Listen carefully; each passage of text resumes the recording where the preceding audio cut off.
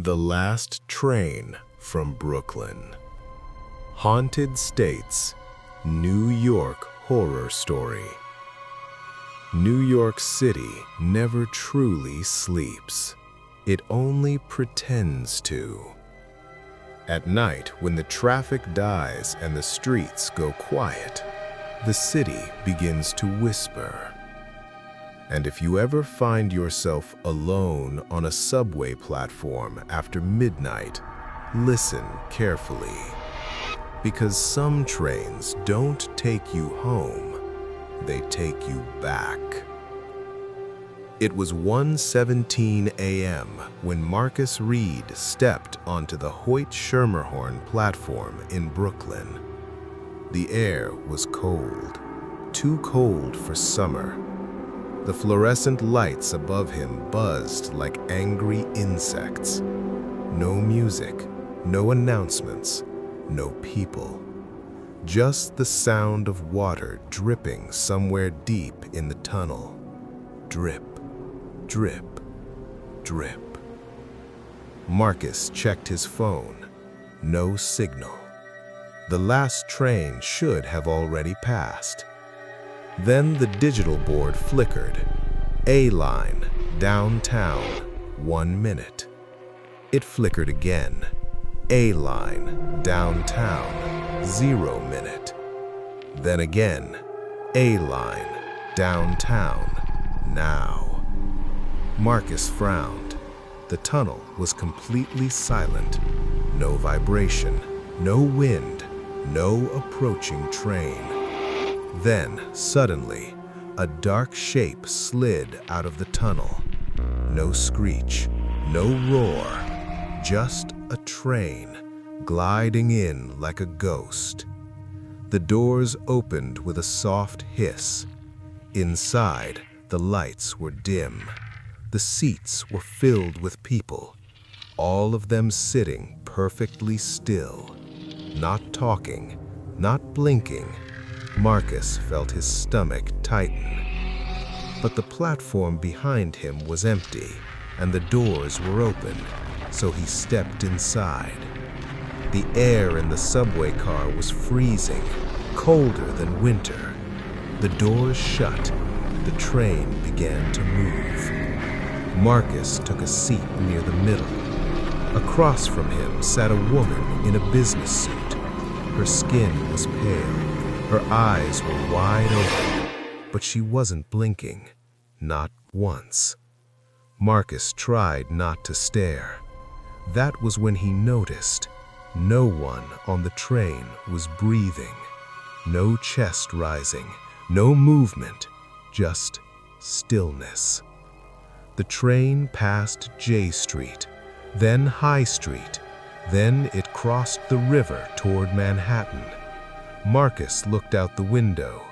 There was no river, no lights, no skyline, only darkness, thick, endless black, like the train was moving through a tunnel with no walls. His heart started pounding. "This isn't right," he whispered. The train slowed. The next sign appeared, Fulton Street. The doors opened. But Fulton Street didn't look like any subway station. The walls were cracked, the tiles were black, the lights flickered weakly, and standing on the platform were people, dozens of them, all staring straight at the train, all silent, all with eyes that looked empty. Suddenly, one of them slammed its hand against the glass. Bang! Marcus jumped back in his seat. Its mouth opened wide, but no sound came out.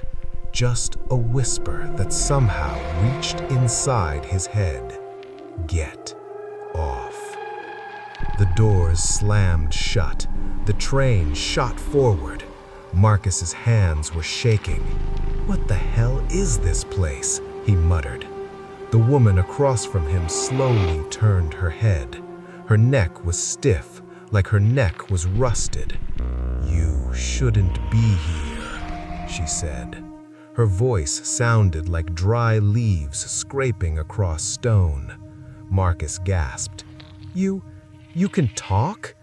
Her eyes didn't move. "This train only carries the dead." Marcus laughed nervously.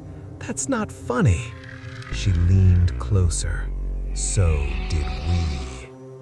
The lights flickered, and for just a second, her face was no longer pale. It was rotting. Her jaw hung loose. Black veins crawled under her skin. Marcus screamed. The train slowed again. The next sign appeared. Chambers Street. Marcus's blood went cold. That station had been closed for decades. The doors opened. The platform was destroyed. Broken concrete, collapsed tunnels, and beneath the rubble, bodies. Hundreds of them. Skeletons, crushed commuters, subway workers, still wearing their uniforms.